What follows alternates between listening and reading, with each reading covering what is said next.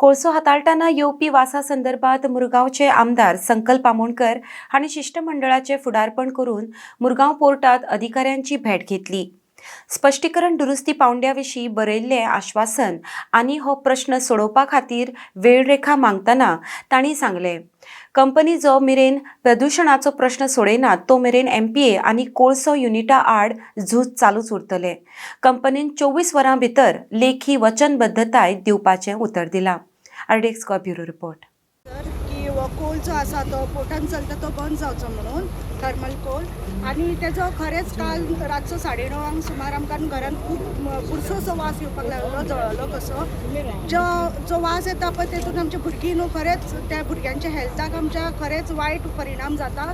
तांकां थंडी जाता, तांकां खूब वायट अशें दुयेंसूय जावं शकता। आमकां मनशांक सुद्दां म्हटल्यार आमी बायलां सुद्दां न्हू फूल हितून आसता की भुरग्यांची आमी इतली काळजी घेता आनी हे हांगासर हे प्रदूषण जे जाल्लेलें आसा पळय ते खरेंच वायट गजाली जाता ही पोर्टान जी घडटा ती बेगीच्या बेगीन हे थर्मल कोलाचेर आमी स्टॉप करचे ही मागणी करता। श्री संकल्पजी आमोणकर आणि सगळे 1,500 लोकांनी येऊन सिग्नेचर दिल्ले हांगासर। तेन्ना तेंचो संदीप रॉय नासलो।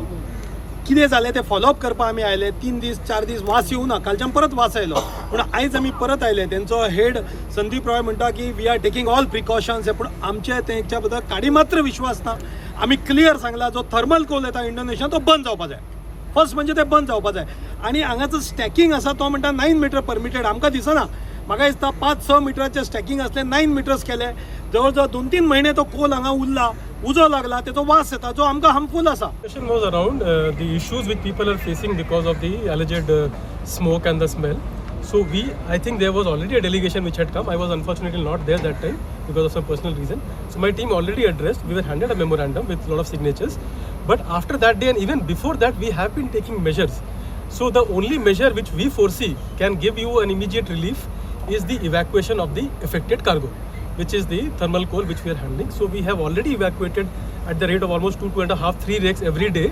So the stock level has already subsided. But what I was told that yesterday evening again it had erupted and there was smell which was sensed by people living in the vicinity. So we have taken cognizance, we are apprised of this fact. We have been taking measures. So we will now ensure that in the next 2, 3, 4 days time we will completely make that stock to be zero. And there is no aged cargo which is cargo which is there for quite some time, which is the cargo which is creating the issue.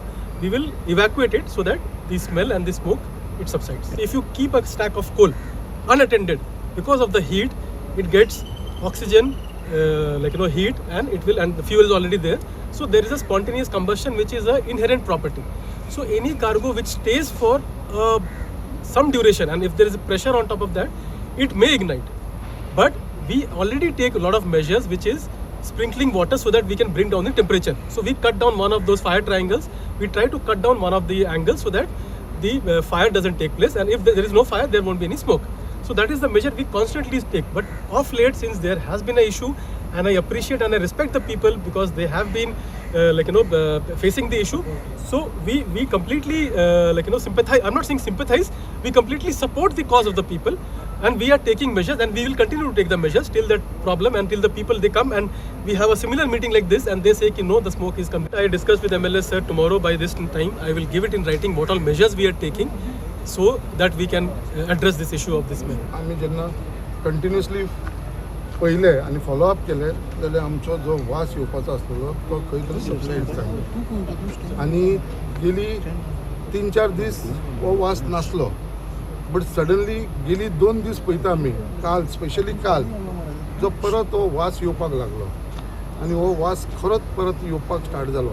तेजे लागून immediately जो तेंचो अडानीचो head आसा संदीप रॉय, जो last time हांगा नासलो, तेजो personal इश्यूआक लागून तो नासलो, तो आयज कालूच तो पावलो आनी आयज आमकां मेळपाक येयलो. आनी आयज ताका आमी सांगलें आनी ताणें आपली टॅक्निकल सायड खूब कितें सांगलें. पण हांवें सांगलें, आमी तेंच्यांनी सगळ्यांनी सांगलें की आमकां तेजे भितर तुजो इंट्रस्टूच ना, कित्याक तूं तुज्या कंपनीची सायड उलयतलो, तूं तुज्या कंपनीक प्रोटेक्ट करता. We are not here to protect Adani company.